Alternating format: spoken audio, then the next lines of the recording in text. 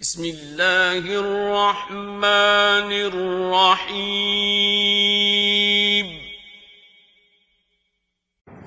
اللہ اکبر اللہ اکبر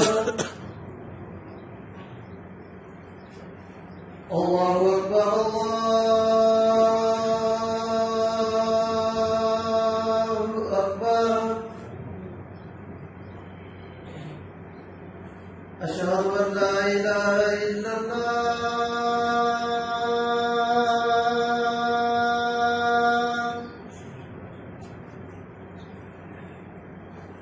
اشہد ان لا الہ الا اللہ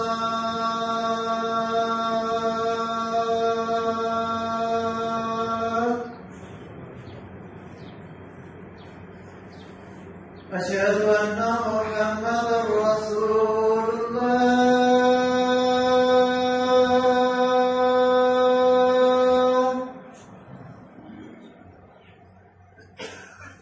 أشهد أن محمدا رسول الله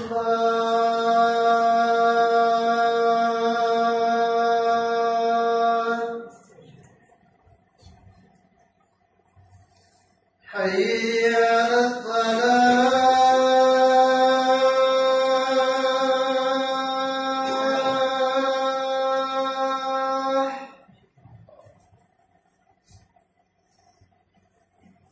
حي على الفلاح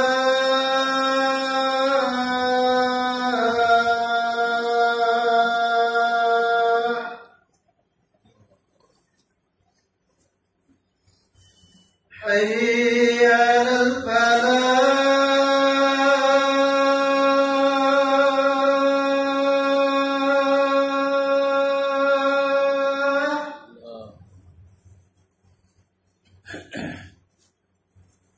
حي على الفلاح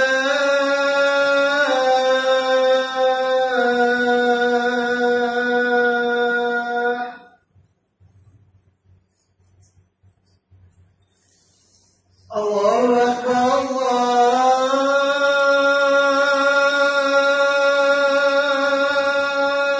الله أكبر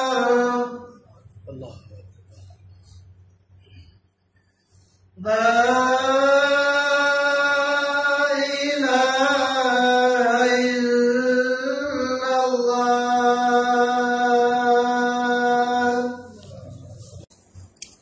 إن الحمد لله نحمده ونستعينه ونستغفره ونعوذ بالله من شرور أنفسنا ومن سيئات أعمالنا من يهده الله فلا مضل له ومن يضلل فلا هادي له وأشهد أن لا إله إلا الله وأشهد أن محمدا عبده ورسوله وأرسله بالحق بشيرا ونذيرا أما بعد فإن خير الحديث كتاب الله وخير الهدي هدي محمد صلى الله عليه وسلم وشر الأمور محدثاتها وكل محدثة بدعة وكل بدعة ضلالة وكل ضلالة في النار.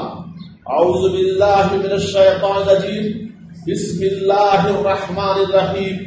يا أيها الذين آمنوا اتقوا الله وابتغوا إليه الوسيلة وجاهدوا في سبيله لعلكم تفلحون.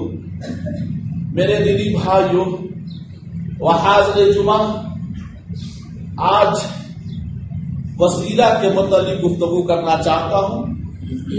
کچھ لوگوں نے اس کے متعلق سوال کیا ہے.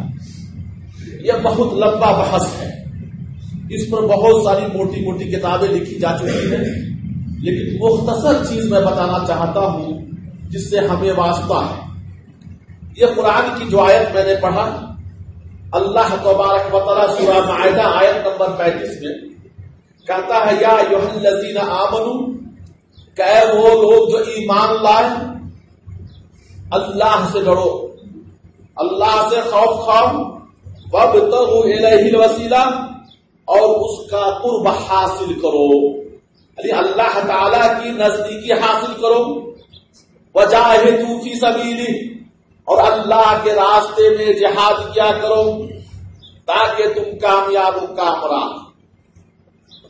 لفظ وسیلہ کا اصل معنی کیا ہے؟ وسیلہ کا اصل معنی قرب حاصل کرنا ہے، نزدیکی حاصل کرنا۔ تو اس آیت میں اللہ تبارک و تعالیٰ یہ کہتا ہے کہ وسیلہ ایسی چیز جو کسی مقصود کے حصول یا اس کے قرب کا ذریعہ بنے۔ اللہ تعالی کی طرف سے وسیلہ تلاش کرو، اس کا کیا مطلب ہوا؟ اس کا مطلب یہ ہے کہ اپنے نیک اعمال کے ذریعے تم اللہ کی رضا کی خاطر اس کا قرب حاصل کرو۔ اسی لیے امام شوکانی رحمۃ اللہ علیہ اس آیت کے تفسیر کے بعد لکھتے ہیں ان الوسیلۃ التی ہی القربہ تصدق علی التقوى وعلى غیرها من خصال الخیر التي يتقرب العباد بها الى ربه، کہ وسیلہ جو قربت کے معنی میں ہے اور دیگر خصال خیر پر اس کا اطلاق ہوتا ہے جن کے ذریعے بندے اپنے رب کا قربت حاصل کرتے ہیں۔ اسی طرح سے اللہ تبارک و تعالی جس چیز کو منع کیا ہے، جس چیز کے کرنے کا حرام قرار دے دیا ہے اور نبی اکرم صلی اللہ علیہ وسلم نے بھی حرام قرار دیا ہے، اس حرام کام کو چھوڑ دینا اور چھوڑنے کے بعد یہ بھی اللہ کی نزدیکی حاصل ہوئی، اللہ کی قربت حاصل ہوئی کہ اللہ کی حرام کردہ چیز کو، اللہ کے منع کردہ چیز کو آپ نے پالا۔ اور محترم، وسیلہ کے سمجھنے کے لیے آج ہم لوگ کے یہاں کچھ لوگ ہیں جو اصل حقیقت کو چھوڑ کر مردوں سے وسیلہ مانگتے ہیں، قبروں پہ جا کر کہتے ہیں قبروں سے وسیلہ مانگتے ہیں، جس کا شریعت میں دور دور تک تعلق نہیں۔ اور میں پہلے وسیلہ کی کچھ چیزیں سمجھاتا ہوں، اس کے بعد آؤں گا ان دلیلوں پر جو وہ دلیل دیتے ہیں۔ سب سے پہلے ہم اور آپ ہمارے ہندوستان بھرے امام ابو حنیفہ کے مقلد ہیں۔ امام ابو حنیفہ رحمۃ اللہ علیہ کی بات مانتے ہیں اور ہم اپنے آپ کو حنفی کہتے ہیں۔ امام ابو حنیفہ رحمۃ اللہ علیہ کا قول ہے، کہتے ہیں کہ اس طرح کا وسیلہ جائز نہیں جس میں غیر اللہ سے مانگا جائے، اور ان کی کہتے ہیں لا یسر بمخلوق ولا یقول احد اسألک بحق انبیاء، یعنی کوئی مخلوق کا واسطہ دے کر اللہ سے مانگے اور نہ کسی کو یہ کہنا چاہیے کہ میں تیرے انبیاء کے حق کے بنا کر تجھے سوال کرتا ہوں۔ یہ خود ان کی کتاب ہے شرح الکرخی، اس میں انہوں نے بیان کیا ہے۔ اور محترم، جب ہم ابو حنیفہ رحمۃ اللہ علیہ کے مقلد ہیں تو لازم ہے ابو حنیفہ رحمۃ اللہ کے بات مانیں، لیکن فقہ میں ان کی بات مانتے ہیں، عقیدہ میں نہیں مانتے، یہ عقیدہ سے تعلق رکھتا ہے۔ اور محترم، وسیلہ مانگنا جائز ہے، صرف تین چیزوں سے، تین چیز کا ذریعہ، تین چیز سے وسیلہ مانگنا جائز ہے۔ وہ سب سے پہلی چیز ہے وہ اسماء حسنی، اللہ تبارک و تعالیٰ کے بہترین نام۔ اللہ تعالیٰ خود کہا ہے قرآن میں وَلِلَّهِ الْأَسْمَاءُ الْحُسْنَىٰ فَادْعُوهُ بِهَا، کہ اللہ تبارک و تعالیٰ کے نیک بہترین نام ہے، اس کے ذریعے تم اللہ کو پکارا کرو۔ مثلا آپ کا یا اللہ تو رحمان ہے، تو رحیم ہے، اپنے رحمان اور رحمت کی سے ہم پر رحم کر۔ یا اللہ تبارک و تعالیٰ وقت رزاق ہے تو اپنے رزاق کی رحمت سے ہمیں رزق عطا فرما۔ یا اللہ تبارک و تعالیٰ تو خالق ہے، پیدا کرنے والا ہے، مجھے اولاد عطا فرما۔ ان ساری چیزوں سے آپ مانگ سکتے ہیں، اور سب سے بہترین وسیلہ کی قسموں میں سب سے بہترین وسیلہ ہے کہ اللہ تعالیٰ کے اسماء و صفات سے انسان مانگے، اور قرآن نے خود کہا۔ دوسری چیز جس وسیلہ سے ہمیں مانگنا جائز ہے وہ ہے انسان جو وسیلہ مانگ رہا ہے یا جو دعا کر رہا ہے وسیلہ کے ذریعے، وہ خود ایسا نیک عمل کیا ہو جو خالص اللہ وحدہ لا شریک کے لیے ہو اور اس کام کے ذریعے سے اللہ تبارک و تعالیٰ سے مانگ سکتا ہے. اور اس کی دلیل بہت ساری آیتیں ہیں قرآن میں، لیکن ایک آیت میں چھوڑوں گا.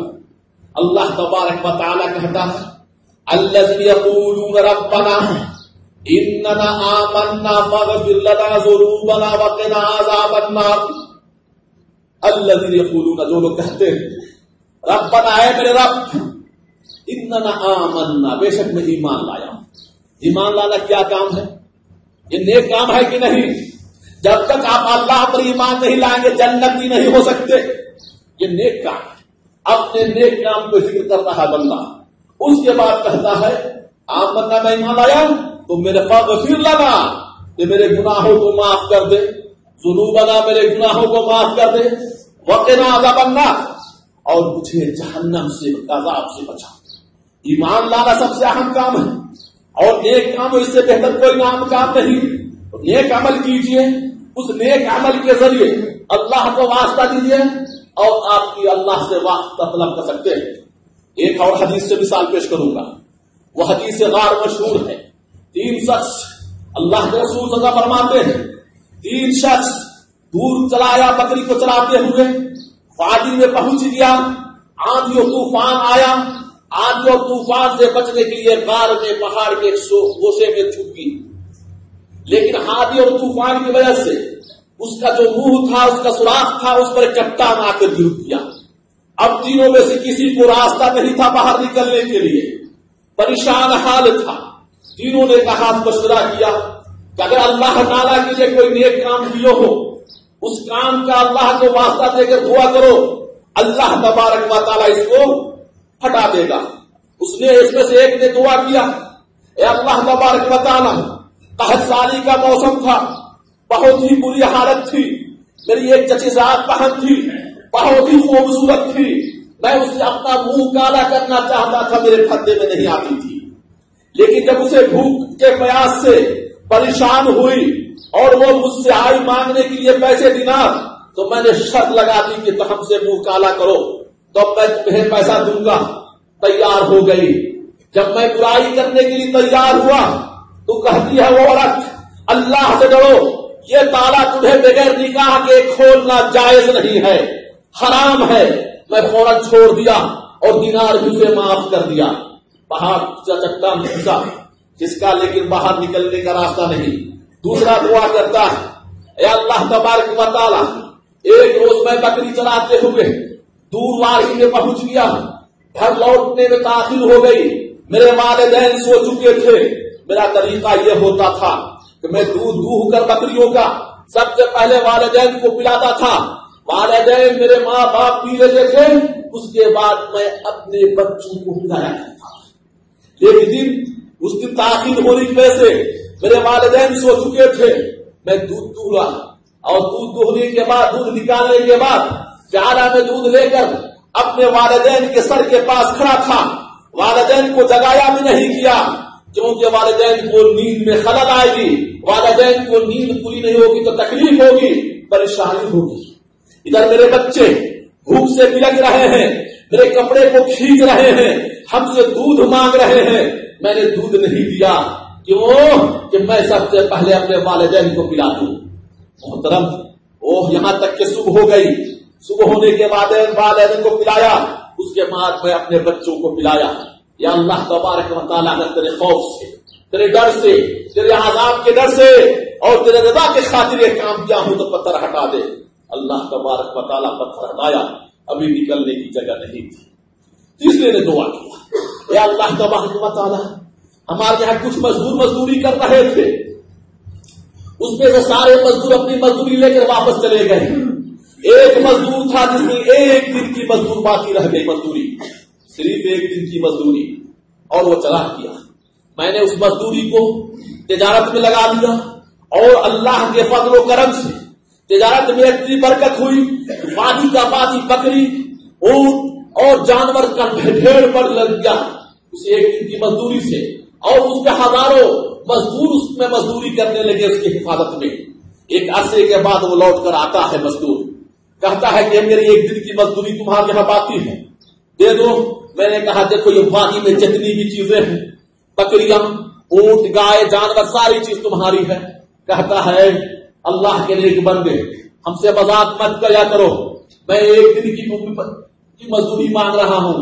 کہا خدا کی قسم ساری تمہاری مزدوری ہے، میں تمہارے ایک دن کی مزدوری کو ایمانداری سے تجارت میں لگایا اور اللہ تبارک و تعالیٰ نے یہ برکت کی ہے، تم لے کر چلا گیا.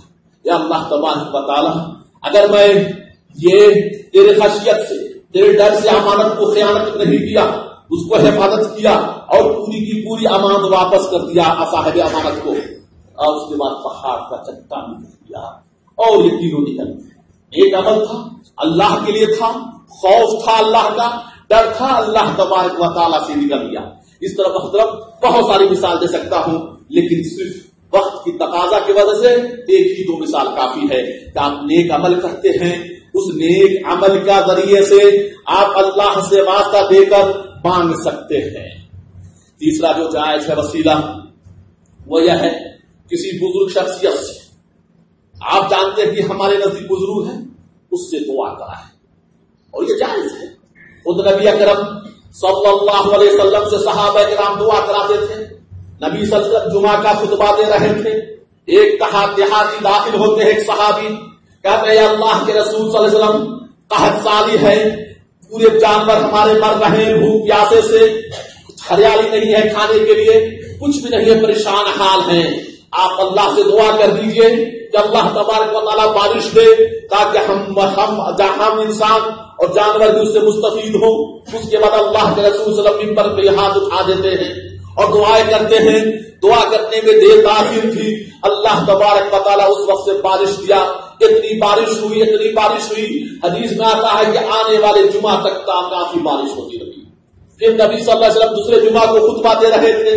حدیث میں آتا ہے کہ وہی صحابی یا کوئی دوسرے صحابی آ کے کہتے ہیں یا اللہ کے رسول صلی اللہ علیہ وسلم پانی کی کثرت ہو گیا، ہمارے سیلاب کی وجہ سے ہمارے کھیتی بہ گئے، آپ اللہ سے دعا کیجئے کہ بارش رک جائے. پھر اللہ کے رسول صلی اللہ علیہ وسلم ہاتھ اٹھاتے ہیں اور دعا کرتے ہیں، دعا کرتے ہی تمام بارش رک جاتی ہے. کہتا یہ سنتا یہ دلیل ہے کہ آپ کسی سے، اور نبی صلی اللہ علیہ وسلم کے وقت میں نبی سے بہتر کوئی شخصیت نہیں تھی، اس لیے صحابہ کرام اس کے پاس پہنچتے تھے نبی صلی اللہ علیہ وسلم. دوسری دلیل ہے ابو ہریرہ رضی اللہ تعالیٰ عنہ اپنی والدہ کو اسلام کی دعوت دیتے تھے، وہ قبول نہیں کرتی تھی اور ابو ہریرہ رضی اللہ تعالیٰ عنہ روتے تھے اور کہا جا کے کچھ کہا اے اللہ کے رسول صلی اللہ علیہ وسلم میری والدہ کے لیے دعا کر دیجئے، وہ اسلام قبول کر لے، وہ اسلام قبول نہیں کر رہی ہے. اور روتے تھے ابو ہریرہ رضی اللہ تعالیٰ عنہ. کہتے ہیں اس وقت نبی صلی اللہ علیہ وسلم نے دعا کی اور میں جب گھر لوٹا تو میں دروازہ کھٹکھٹاتا ہوں، آواز نہیں آ رہی ہے، کھول نہیں رہا ہے کوئی گیٹ، لیکن مجھے پانی کے گرنے کی آواز آ رہی تھی. جب کچھ دیر کے بعد والدہ آتی ہے، دروازہ کھولتی ہے، دیکھا کہ اس سے پانی ٹپک رہا ہے، غسل کر رہی تھی اور کہتی ہے اشہد اللہ الہ الا اللہ واشہد ان محمد رسول اللہ. نبی صلی اللہ علیہ وسلم کی گواہی دیتی ہے، اللہ کی گواہی دیتی ہے، اسلام میں داخل ہو جاتی ہے. یہ دلیلیں ہیں ہمارے پاس کہ آپ صحابہ کرام سے سب نبی صلی اللہ علیہ وسلم سے دعا کراتے تھے اور دعا کرنے کے بعد اللہ تبارک و تعالیٰ ان کی دعاؤں کو قبول کرتا تھا. تیسری چیز ایک اور دلیل ہے محترم، بڑی اہم دلیل ہے. عمر بن خطاب رضی اللہ تعالیٰ سب جانتے ہیں خلیفہ ثانی، ان کا دور ہے، خلیفہ ہیں وہ، قحط سالی ہے، بارش نہیں ہو رہی ہے اور وہ مسجد نبی میں نماز پڑھاتے تھے. امیر لوگ جو خلفاء تھے مسجد نبی میں نماز پڑھایا کرتے تھے، ان کا رہنا سہنا مسجد نبی کے آس پاس میں ہوتا تھا اور مسجد نبی میں رہتے تھے. جب قحط سالی ہوئی نکل کر اعلان ہوتا ہے سارے لوگ مصلی کی طرف چلو، عیدگاہ کی طرف چلو. اور اس وقت مصلی آج باب السلام جو 1 نمبر گیٹ ہے اس سے باہر جب نکلیں گے دوسری بغل میں مسجد غمامہ ہے، وہاں اس مصلی تھا، عید کی نماز پڑھتے تھے، وہاں عیدگاہ میں نکلتے ہیں. عمر رضی اللہ تعالیٰ عنہ غور کیجیے اس حدیث اثر کو، یہ بہت اہم چیز ہے. مسجد نبی میں ہے، مسجد نبی کے بغل میں نبی صلی اللہ علیہ وسلم کی قبر موجود ہے اور قبر کو چھوڑ دیتے ہیں، نکلتے ہیں مسجد نبی سے باہر عیدگاہ میں جاتے ہیں. عید کے لیے اور نماز استسقا پڑھیں گے، بارش کے لیے نماز پڑھنے کے لیے، اور صفے باندھ دیتے ہیں. اس کے بعد عمر رضی اللہ تعالیٰ عنہ کہتے ہیں اے اللہ تبارک و تعالی، نبی اکرم صلی اللہ علیہ وسلم ہم میں موجود تھے، میں ان کے ذریعے دعا کرواتا تھا تو بارش دیتا تھا. آج ہم میں سے نبی صلی اللہ علیہ وسلم موجود نہیں ہے، آج ان کے چچا عباس رضی اللہ تعالیٰ عنہ سے دعا کروا رہا ہوں، آپ ان کی دعا کو قبول کیجیے. اور عباس کو ہاتھ پکڑتے ہیں اور آگے بڑھاتے ہیں کہ چلیے نماز پڑھائیے، اور نماز پڑھاتے ہیں، دعائیں کرتے ہیں. دعا کرنے کے بعد اللہ تبارک و تعالیٰ بارش دلاتا ہے، بارش برساتا ہے. یہ حدیث پر غور کرنے کی چیز ہے. وہ لوگ خاص طور سے جو قبروں کی زیارت کرتے ہیں، وہ لوگ جو قبر پہ جا کر مانگتے ہیں، دنیا کی سب سے بہتر قبر ہے تو نبی صلی اللہ علیہ وسلم کی، سب سے بہتر ہے تو نبی صلی اللہ علیہ وسلم کی. اور عمر رضی اللہ تعالیٰ عنہ ہے، معمولی شخصیت نہیں ہے، جن کی مشورے پہ قرآن کی آیتیں نازل ہوئی، جن کی ماں اللہ کے رسول صلی اللہ علیہ وسلم نے فرمایا کہ میرے بعد کوئی نبی نہیں آئے گا، اگر میرے بعد کوئی نبی ہوتا تو عمر ہوتے. اللہ اکبر. وہ قبر پہ نہیں گئے، اگر قبر سے مردہ سے وسیلہ مانگنا جائز ہوتا تو عمر رضی اللہ تعالیٰ عنہ کہتے اے نبی اکرم صلی اللہ علیہ وسلم، آپ چلے گئے لیکن اللہ سے ہمارا مانگ لیجیے، بارش برسلوا دیجیے. نبی صلی اللہ علیہ وسلم کی قبر پہ نہیں مانگا. کہاں آئے؟ وہ طریقہ اپنایا جس طریقے پہ نبی صلی اللہ علیہ وسلم نے اپنایا تھا. نبی صلی اللہ علیہ وسلم بارش کے لیے کیا کرتے تھے؟ استسقاء کی نماز پڑھتے تھے. نماز پڑھی. یہ محترم، یہ 3 عمل جائز ہے، 3 ہی ہے جس کے ذریعے وسیلہ مان سکتے ہیں. اب میں آتا ہوں چند ان دلیلوں کے، لگڑی دلیلیں جو اپاہی دلیل ہے، ان کی سمجھ میں نہیں آتا ان کی طرف. پہلی ایک حدیث ہے، وہ حدیث اولاً کا حدیث ضعیف ہے. اولاً حدیث ضعیف ہے. ایک نابینا شخص نبی اکرم صلی اللہ علیہ وسلم کی خدمت پہ پہنچتے ہیں اور کہتے ہیں اللہ کے رسول صلی اللہ علیہ وسلم، آپ اللہ سے دعا کر دیجئے کہ میری آنکھ کی یہ ختم ہو جائے، بینائی آ جائے. اللہ کے رسول صلی اللہ علیہ وسلم کہتے ہیں ان شئت صبرت و ان شئت دعوت لک، اگر تم چاہتا کسی پر صبر کرو، تمہیں صبر کرو گے بہترین بھلائی ملے گی، اور اگر تم چاہتے ہو تو میں اللہ سے دعا کر دیتا ہوں. کیا کہتا ہوں؟ دعا کر دیتا ہوں. چلو کہاں نہیں دعا کر دیجیے. اللہ کے رسول صلی اللہ علیہ وسلم نے چند الفاظ انہیں سکھائے، یہ تم پڑھو. وہ دعا میں یہ تھا کہ اللہ سے وہ سوال کرتے ہیں نبی صلی اللہ علیہ وسلم کے لیے کہ اے اللہ، میں تیرے نبی رحمت کے واسطے سے تجھ سے سوال کرتا ہوں، اور آپ صلی اللہ علیہ وسلم کے وسیلے کے ساتھ آپ رب کی طرف سے یہ کہتا ہوں کہ آپ میرے حق میں نبی صلی اللہ علیہ وسلم کی دعا کو قبول کیجیے. یہ دلیل پیش کرتے ہیں کہ نبی صلی اللہ علیہ وسلم کے وسیلے سے مانگا جان تھا آدمی. پہلی چیز یہ حدیث صحیح نہیں، پہلی چیز یہ حدیث صحیح نہیں. دوسری چیز اگر مان لو صحیح ہے، چند منٹ کے لو مان لو، چلو اس سے دلیل پکڑنا ہے. نبی کے دعا قبول کرنے لیے کہا. نبی صلی اللہ علیہ وسلم زندہ تھے، مردہ اس وقت نہیں تھے، اور ان سے دعا کروایا گیا تھا. کہا کہ اگر تم چاہو تو صبر کرو، اگر تم نہیں صبر کرو گے کہو گے تو میں دعا کروں گا. تو نبی اکرم صلی اللہ علیہ وسلم نے دعا کی. دوسری دلیل مختصر بتاؤں گا. کہتے ہیں عوام کو جاہل بیوقوف بناتے ہیں کہ کسی وزیر کے پاس جانے کے لیے، بادشاہ کے پاس جانے کے لیے وزیروں سے مانگا. اب وزیر اعظم سے ملیں گے تو وزیروں، چھوٹے چھوٹے وزیروں پی اے سے مل کر جائیں گے. سب سے پہلے اللہ کی شان میں گستاخی ہے کہ کسی ایک انسان کی مثال اللہ سے دیا جائے. مثال کے طور پر آپ اپنے شرکا کے پروجیکٹ مینیجر سے، مدیر سے جا کے کہیں تم 8 گھنٹہ 9 گھنٹہ ڈیوٹی نہیں دیتا ہے، یہ عامل جو ہے یہ 10 گھنٹہ ڈیوٹی دیتا ہے، تم کیوں نہیں دیتے ہو؟ مدیر کیا کہے گا؟ آپ خود سوچیں. یہی مثال ہے. اللہ خالق ہے، رازق ہے، پوری دنیا کو پالنے والا ہے. اللہ کی مثال دنیا والوں کو دیں گے، دنیا والی کے لیے مثال پیش اللہ کے لیے نہیں کریں گے، یہ حرام ہے. اور اللہ کے شان میں گستاخی ہے. اس وزیر کو، جس وزیر کو ملاقات آپ کو کرنی ہے، جس کے لیے آپ وسیلہ تلاش رہے ہیں، اس وزیر کو وزیر بنانے والا اللہ ہے، اس بادشاہ کو بادشاہ بنانے والا اللہ ہے. تو پھر اللہ کی مثال دینا پہلے یہ سب سے جائز نہیں. بالفرض مان لیتے ہیں وزیر کے لیے کہ محترم آپ وہ طریقہ اپنائیں جو طریقہ اللہ کے رسول صلی اللہ علیہ وسلم نے اپنایا تھا. یہ جائز کسی بھی طرح سے نہیں ہے کہ کسی انسان کو اللہ کے لیے دلیل دیا جائے. انسان کی دلیل اللہ کے لیے، اللہ کی دلیل دے گی کہ اللہ نے یہ کہا تم یہ کرو. یہ نہیں کہہ سکتے کہ انسان یہ کرتا ہے تو اللہ یہ کرے. یہ کبھی بھی عقل میں نہیں آتی ہے بات. دوسری دلیل ہے وہ کہتے ہیں کہ چھت پہ جاتے ہیں، سیڑھی سے جاتے ہیں، بغیر سیڑھی کیسے چلے جائیں گے؟ یہ عقل کے ٹور عقل نہیں ہے. سیڑھی پہ کی ضرورت کب ہوگی؟ جب چھت پہ ہمیں ضرورت محسوس ہوگی. یہاں کہاں جاتے ہیں چھت پر؟ سعودیہ میں چھت یوں ہی پڑی رہتی ہے، یہاں سیڑھی کی ضرورت نہیں ہوگی. اللہ تبارک و تعالیٰ کہتا نحن اقرب الیہ من حبل الورید، سورہ قاف کی آیت ہے کہ میں تمہارے شہ رگ سے بھی زیادہ قریب ہوں. جب اللہ تبارک و تعالیٰ تمہارے شہ رگ سے زیادہ قریب ہے تو تم کیوں جاتے ہو؟ دوسری جگہ اللہ تعالیٰ کہتا ہے اذا سألك عبادی انی فإنی قریب اجیب دعوۃ الداعی اذا دعان فلیستجیبوا لی وليؤمنوا بی لعلهم یرشدون، کہ جب میرا کوئی بندہ مانگتا ہے مجھ سے میں اس کی مانگ کو فوراً پورا کروں. جب اللہ تعالیٰ بیٹھا ہے ہماری مانگ کو پورا کرنے کے لیے تو سیڑھی پہ جانے کی ضرورت کیا ہے؟ آپ دنیا کے کسی بھی کونے میں رہیں، جہاں بھی رہے، پہاڑ پر رہے، زمین کے اندر رہے، وہاں سے مانگے اللہ سنتا ہے. اور یہ تجربے میں بھی بات ہے. آپ دیکھتے ہیں کہ آپ مانگتے ہیں مریض ہیں، شفا کون دیتا ہے؟ آپ کا دوڑ اور سب اللہ کے دروازہ ہے.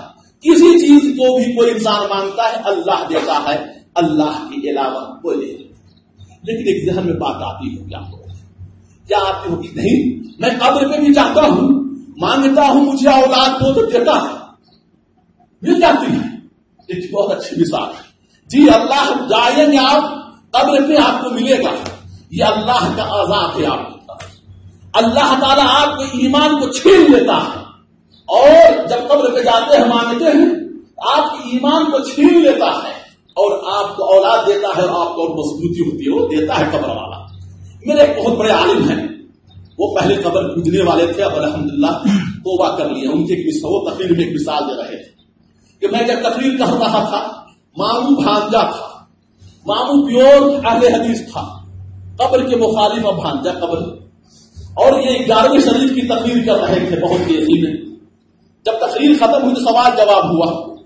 سوال جواب کے بعد مولانا نے جس سے جواب دیا، جو اصل بہت لمبا قصہ مختصر لا رہا ہوں، پھر لوٹ کے آئے کھانا کھانے. مولانا ماموں بھانجا کھانا کے پاس آیا، مولانا سے آج گفتگو کریں تو ماموں کو بھانجا طنز کرتا ہے. آپ کیا کہتے ہیں ماموں؟ میں عبد القادر جیلانی رحمۃ اللہ علیہ سے ٹریکٹر مانگا، مجھے 2 ٹریکٹر دیا. کیا ٹریکٹر؟ 2 ٹریکٹر. یا میں ان کی قبر پہ چڑھاوا چڑھایا، 2 ٹریکٹر ملا. ماموں کہتا ہے بھانجا تمہارے عبد القادر جیلانی سے زیادہ بہتر میرے بغل میں رام اشیر سے ہندو اس کا بابا ہے مورتی، اس کو اس کا بھگوان 2 ٹرک دیا ہے. اسی وقت یہ ٹریکٹر خریدا تھا، وہ ٹرک خریدا تھا. طاقتور کون ہوا یار؟ عبد القادر جیلانی یا وہ مٹی کا بنا ہوا ہندو کا مورتی؟ دونوں کو ٹرک، ایک کو ٹرک مل گیا، ایک کو ٹریکٹر ہی ملا. یہ عقل کے ٹور دونوں کو دینے والا اللہ ہے. تمہاری فکر سڑی ہوئی ہے، تمہارا سوچ سڑا ہوا ہے. اللہ تبارک و تعالیٰ کہتا ہے قرآن میں کہ میری رسی ڈھیلی ہے، جب مانگے تو ہو قبروں سے اللہ پورا کرتا ہے. وہ قبر والی کی طاقت نہیں ہے. اور میں اپنا بتاتا ہوں محترم، ایک تجربہ بتاتا ہوں. جتنے بھی مزار شریف مزارے ہیں، میں وہ ولی اللہ کی توہین نہیں کرتا. اللہ کے بزرگ ہیں، مانگنے والے ان کی توہین کر رہے ہیں. سارے پہ چلے جائیں، فقیروں کی تعداد ہے، ہزاروں میں تعداد ملے گی. جب وہ بابا ہر ایک کو دیتا ہے، ان فقیروں کو کون ہی کروڑپتی بنا دیتا کہ وہ دوسروں کے پاس ہاتھ نہیں پھیرتے. میں اپنا بتاتا ہوں، میں ایک مرتبہ دلی گیا کام سے، تو کہا 15 دن کی چھٹی تھی، چلو تاج محل کبھی نہیں دیکھا ہوں دیکھ لیتا ہوں. یا تاج محل دیکھتے ہوئے تو میں ذرا تاج محل گھما کے لے کے چلایا گیا. یہ ٹورسٹ کی بس تھی، وہ ٹورسٹ بس لے گیا. ایک ہے بلند دروازہ، دنیا کا سب سے بلند دروازہ ہے فتح پور سیکری میں. وہ فتح پور سیکری گیا، وہاں سلیم چشتی کی مزار. راستے میں ٹورسٹ ایک چڑھ گیا، گائیڈ کرنے والا سلیم چشتی کون ہے؟ یہ ہے وہ. آدھی گھنٹے کی تقریر شروع کیا، کہا کہ سلیم چشتی سب کی مرادیں پوری کرتے ہیں، سب آتا ہے یہاں مانگنے کے لیے. تو میں کہا کہ ہم بھی ہیں، کیا میرا بھی مراد پورا کر دے گا؟ کہاں آپ بھی طور کریں گے، آپ تو ملا جی لگ رہے ہیں.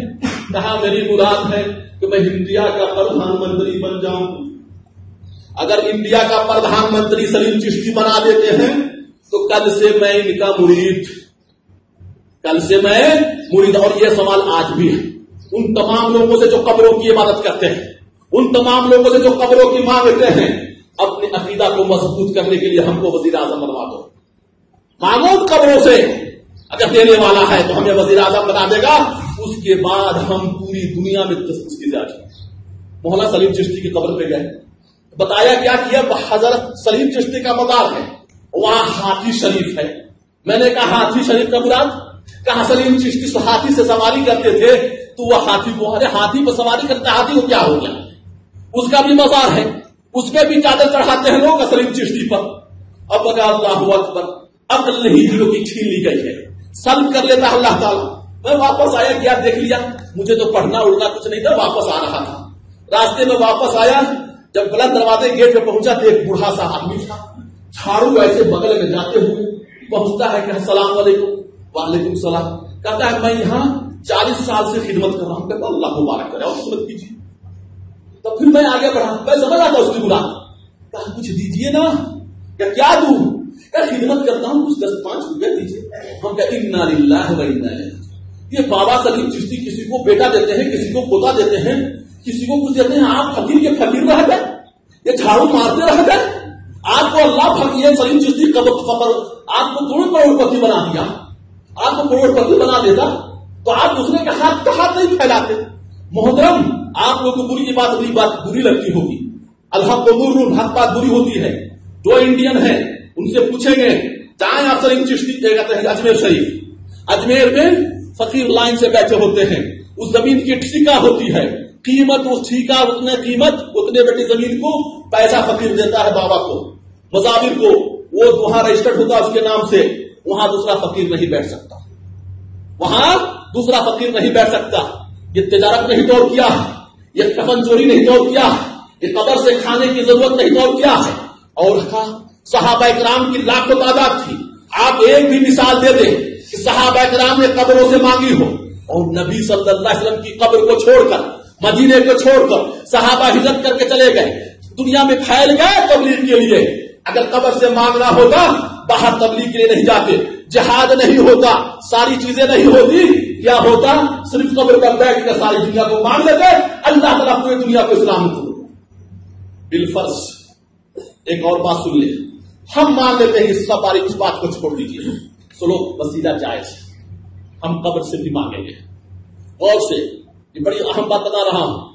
مان لے 10 منٹ کے لیے، نہیں کہے کہ مولانا مان لیا ہے، صرف 10 منٹ کے لیے کہ بغیر وسیلہ کے عبادت قبول نہیں ہوتی. بغیر وسیلہ کے عبادت قبول نہیں ہوتی. اس کا 2 چیز لازم آتی ہے. پہلی چیز، اللہ تعالیٰ کمزور ہے. اللہ تعالیٰ کمزور ہے، ایک نہیں ہے، تب نہ ان کے لیے وسیلہ چاہیے. کمزور آدمی اپنا نائب رکھتا ہے، اس لیے کہ آپ کا مدیر کا نائب مدیر ہوگا، مدیر کا بھی سو جاتا ہے، مدیر کا بھی ریاض آتا ہے، مدیر سفر میں چلا جاتا ہے نا، اس لیے اس کا نائب ہوگا، کام کرے گا. اللہ نہ سوتا ہے، نہ نیند آتی ہے، نہیں کہیں جاتا ہے. اللہ 24 آورس 360 دن آپ کی خدمت کے لیے، آپ کی باتیں سننے کے لیے بیٹھا ہے. یہ اللہ کی شان میں گستاخی ہے، اللہ کی وحدانیت میں خلل آتا ہے اگر کسی کو وسیلہ مان لیتے. بالفرض یہ بھی مان لیا. آئیے دوسری بات آتا ہے، اگر کوئی نیکی بغیر وسیلے کے قبول نہیں ہوتی ہے تو یہ عام انسان کو یہ لائسنس دیتے ہیں کہ برائی بھی کرو، گناہ نہیں ہوگا. مثلا میں ایک لڑکی کو لایا ہے، روم بند کر دیا، برائی کر لیا، گناہ ہوگا؟ بولے کیوں گناہ ہوگا؟ میں نے کسی پیر بابا دیکھا نہیں، میں کسی وسیلہ کو دکھلایا نہیں بابا کو کہ بابا گناہ کو پہنچائے گا اللہ کے ہاں. جب کوئی پیر بابا دیکھے گا ہمارے گناہ کو، یا پیر بابا کے پاس جا کر ہم کہیں گے، وسیلہ پکڑیں گے کہ اے ولی اللہ، اے سلیم چشتی، اے اپنا غوث اعظم، اے عبد القادر جیلانی رحمہ اللہ، ہم سے یہ گناہ ہوا ہے، ہم تب نہ وہ پہنچائیں گے اللہ کے یہاں تک گناہ لکھائے گا. جب اللہ کے یہاں نہیں پہنچا, کوئی وسیلہ نہیں پہنچائے تو گناہ نہیں ہوگا. اور اگر اللہ تبارک و تعالیٰ بغیر وسیلہ کے گناہ کا عذاب دے گا تو اللہ تبارک و تعالیٰ بغیر وسیلے کا ثواب دے گا. کسی وسیلے کی ضرورت نہیں ہے محترم. لیکن یہ لوگ کہیں آپ جا کے کہ بغیر وسیلے کے گناہ کا ہوگا نہیں ہوگا, کیا نہیں گناہ ہوگا. دو طرح کے نہیں ہوگا, دوہری پالیسی نہیں. پالیسی ایک ہوگی نیکی میں بھی اور گناہ میں بھی. اگر گناہ بغیر وسیلے کے ہوگا تو نیکی بھی بغیر وسیلے کے اللہ کے حق قبول ہوگی. میرے محترم بھائیوں, بڑی خطرہ مسئلہ ہے. اور کہیں گے ایک اور دلیل دیتے ہیں کہ ہم بہت زیادہ ہے تعداد میں, اس لیے ہم اکثر حق پہ ہیں. اصل کے ٹور ہیں لوگ. اصلاً حق پر زیادہ اور کبھی کی کوئی دلیل نہیں. قرآن میں بہت ساری آیتیں ہیں کہ بہت سارے کم لوگ جو ایمان لاتے ہیں, کم لوگ جو ہدایت یافتہ ہوتے ہیں. اور یہ مطلب اگر مان لیا جائے اس چیز کو تو قیمتی چیز کم ہوتی ہے. قیمتی چیز کم ہوتی ہے. دنیا میں مٹی سب سے زیادہ ہے. سونا کی قیمت کیا ہے؟ ہر جگہ ملتا ہے, لیکن لوگ سونے کے پاس چاہتے ہیں. سونے کے لیے آپ ہی خرید کے میڈم کے لیے لے جائیں گے ہار, میری میڈم پہنے گی. تو قلیل کم چیزیں قیمتی ہوتی ہے. اگر اسی کو مان لیتے ہو تم, ہم اس کو نہیں مانتے کہ کثرت و قلت اللہ جس کو ہدایت دے, ہم اس کو مانتے ہیں. اگر تم اس کو مان لیتے ہو تو میں ہی حق ہوں کہ میں قلیل ہوں, تھوڑا ہوں, قیمتی چیز ہوں. اور محترم جب بات واضح اور صحیح ہے کہ کبھی بھی وسیلہ جائز نہیں ہے 3 چیز کے علاوہ. ان 3 چیز کے بعد جتنے وسیلہ ہے حرام ہے, شرک ہے اور ہمیشہ جہنم میں جانے والی چیز ہے. اس لیے توبہ کریں. آپ قبر پہ یا کسی میں جا کے کیا کر سکتے ہیں؟ اور میں بتایا ہوئی بات کئی مرتبہ کہ گاندھی جی کے ذہن میں بات آ رہی تھی کہ میرا مذہب صحیح ہے کہ نہیں, میرا مذہب صحیح ہے کہ نہیں, کشمکش میں تھا. کہا گاندھی جی کسی بیچ میں اجمیر سے مجھ کو دعوت آئی, عرس میں آئیے, عرس میں آئیے. میں گیا عرس میں, اس سے واپس جو آیا تو میں خوش ہوا کہ میرا بھگوان ٹھیک ہے. میرا بھگوان کم سے کم بیٹھا اور کھڑا رہتا ہے. یہ بھگوان کا لیٹا کیوں دھکا رہتا, کوئی منہ تک نہیں دیکھتا, چہرہ تک نہیں دیکھتا. یہ حالات ہیں. فرق یہی ہے کہ ہندوؤں کے ہاں کھڑے اور بیٹھے کی مورتی کی پوجا ہوتی ہے, ہم سو کے پوجا کرتے ہیں. سو ہی مورتی, وہ بھی مورتی ہے, وہ ہمارے محتاج ہیں. اسی لیے اللہ کے رسول صلی اللہ علیہ وسلم کی وہ حدیث ہے کہ بقی میں گئے اور بقی سے واپس آئے تو عائشہ کہتے ہیں کہ عائشہ اللہ کے رسول صلی اللہ علیہ وسلم فرماتے ہیں کہ اللہ تعالیٰ مجھے بقی میں بھیجا تھا بقی والے کے لیے دعا کرنے. قبرستان جائیں, قبر جائیں, زیارت کریں, یہ سنت رسول صلی اللہ علیہ وسلم ہے. لیکن قبر والے کے لیے دعا کریں, قبر سے نہیں مانگے, وہ ہمارے محتاج ہیں. آخر میں دعا ہے کہ اللہ تبارک و تعالیٰ ہمیں صحیح سمجھ عطا فرمائے اور عقیدہ کی درستگی کی توفیق عطا فرمائے. وآخر دعوانا الحمدللہ رب العالمین.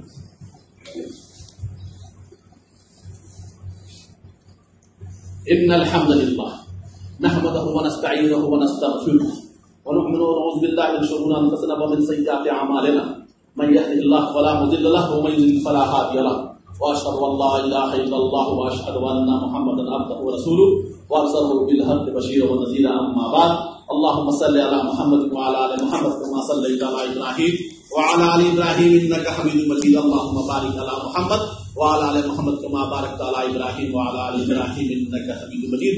اقيموا الصلاه ان الصلاه تنهى عن الفحشاء والمنكر. معلومات فزادہ کا وقت ہو گیا لیکن موضوع تھا مکمل کرنا بھی ضروری.